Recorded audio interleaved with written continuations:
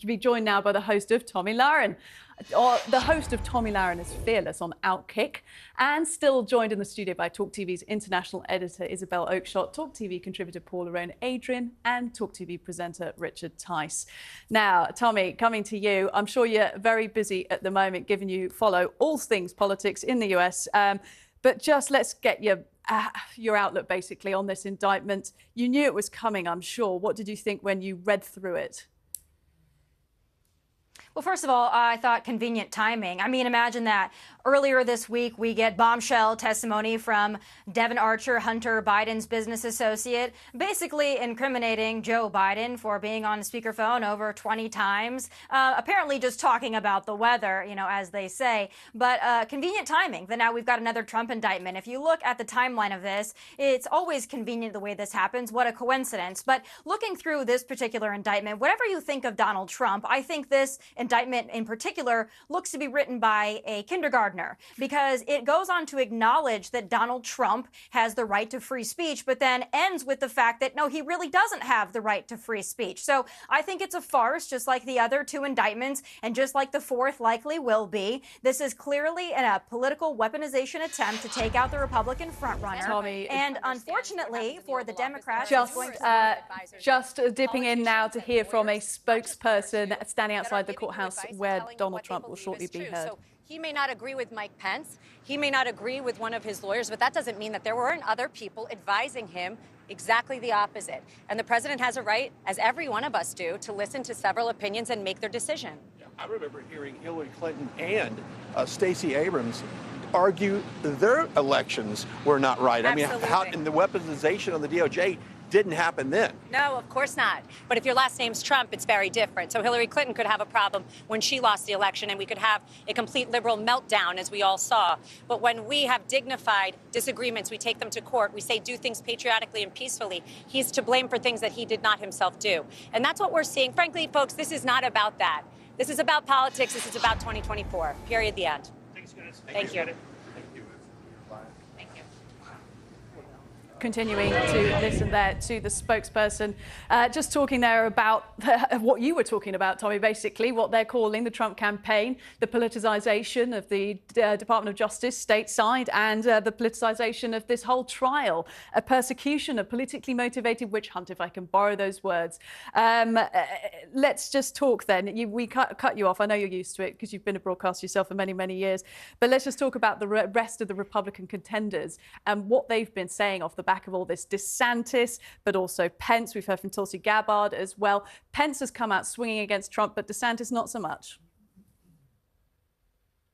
Yeah, you know, I think that, unfortunately, what's happening to Donald Trump has largely meant that every Republican everywhere has to make a comment about it. And I don't think that's necessarily fair. Of course, we know that because DeSantis is the front runner against Donald Trump, his biggest competitor, a lot has been put on DeSantis' shoulders to have to speak out on behalf of Donald Trump. I don't think that's wholly fair. I mean, he's running his own campaign for the Republican nomination for president in 2024. So he has mentioned the politicization of the DOJ. He's mentioned the two-tiered system of justice, but I don't think it's realistic or reasonable to expect him to go to bat for Donald Trump fully and wholeheartedly, given he is his competition. And I think it's okay to say that as somebody who likes both Donald Trump and Ron DeSantis. I think it's unfair that DeSantis has been put in this position. I agree with you on the point that I think it's not unexpected to hear him coming out against his nearest rival for the Republican candidacy.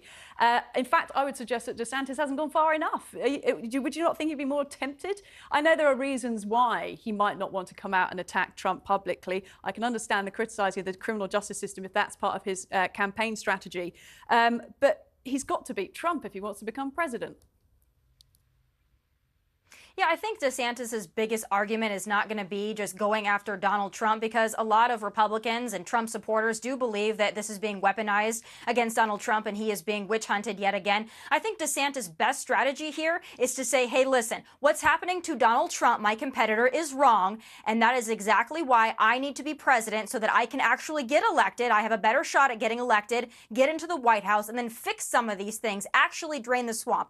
That is going to be the best lane and most effective lane for Ron DeSantis to take. Not to attack Donald Trump for what's going on, because a lot of us believe it's wrong, but to say, hey, I'm the guy that can fix it, and not only that, I can win. And it doesn't matter. None of this matters. All of our gripes and complaints, they do not matter unless we win in 2024. So I think that's the best lane for him to take at this point. And just a reminder for our international viewers, we're talking about Ron DeSantis, who's the governor of Florida and one of the near contenders to take on Trump for the run for the White House for the Republicans. Let's take a listen to him. A Republican, a D.C. jury would indict a ham sandwich and convict a ham sandwich if it was a Republican ham sandwich. I think Americans need to be able to remove cases out of D.C. I think the juries are stacked. I think that they're going to want to convict people that they disagree with.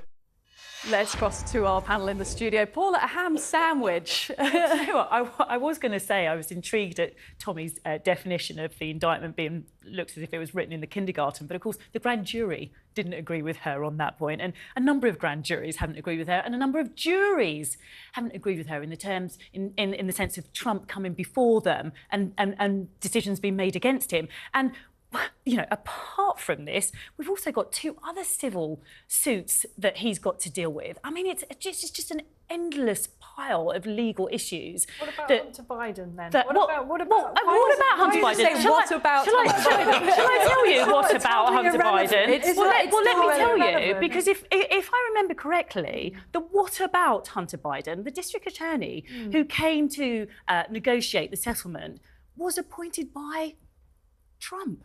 I think that there are... That's right, though, isn't it? But that plays into the narrative, Paula, that it's politicised on both sides. Right, there are so many allegations against Hunter Biden with the involvement of his father, the president, which are getting nowhere near a proportionate amount of attention by mainstream media on both sides of the Atlantic. You know, I'm guilty of not being fully clued up about all the allegations against them. Guess what? Because they're not actually being covered in much detail here, and I haven't given enough time to looking at them. And I am very probably representative of many other people. It's a really interesting point how DeSantis responds to this, because it's so tribal. I think his best approach is to attack the Democrats, attack the whole Biden issue. I think Tomi was quite right. Yeah, I do appreciate that. And I think that's right. And say, actually, you know, Ron DeSantis, I'm the person who's most likely the best chance of beating the Democrats and then drain the swamp. But it is a very difficult line that he's got to tread. A rare flash of charisma there from him about the ham sandwich. I mean, great soundbite, right? Great soundbite. Look, I want to just finish on that point, Isabel, you made, because, yeah, of course it's relevant still to talk about Biden. I was joshing when I said, you said, what about Hunter Biden? Because we made the point earlier in the show that it is generally used as whataboutism at the moment. Is there ever a good time to talk about the Biden allegations, the allegations surrounding that family? Of course, I would say as a journalist all the time, these things must be inquired, interrogated and hopefully tried if they're required to be. I'm honestly actually much more concerned about the physical and mental state of Joe Biden. I mean, why can't we talk about that openly and have a vigorous debate about whether it's... Okay, all the time we mock him, don't we? We mock him relentlessly and suggest that his medics don't know what they're talking about. They suggest that he doesn't know what he's talking about. He doesn't know what he's talking about. It's quite clearly the case. We don't. In this country, he would not be allowed to be in the highest office. Let's go back to Tomi. Tomi, were you listening in on all that? Are you somewhat reassured by hearing a load of Brits talking about the fact that we do need to interrogate the allegations against the Bidens? I am so happy to hear it, and it is unfortunate that the world is not getting the real story and the full picture of exactly what the Biden crime regime has been up to. When you hear it, I mean, just take out the names. Just hear that somebody who is a sitting vice president was on speakerphone while his son was discussing business with foreign entities and business associates, and then receiving millions of dollars. And then you've got Devin Archer saying that Joe Biden was the brand. He was the flex. He was what they were selling, was Joe Biden, the then vice president. This is concerning. Talk about Donald Trump conspiracy to defraud the United States. Right. If these allegations are true, and we're soon going to find out, I hope, boy, that seems like much more of an issue, much more egregious than anything Donald Trump has been charged with. Well, we'll have to wait and see. But as it stands today, it is Donald Trump that is standing outside a courtroom currently in Washington, D.C., ready to be indicted again. Tomi Lahren joining us for that insight. Thank you. Thank you once again to our panel as well.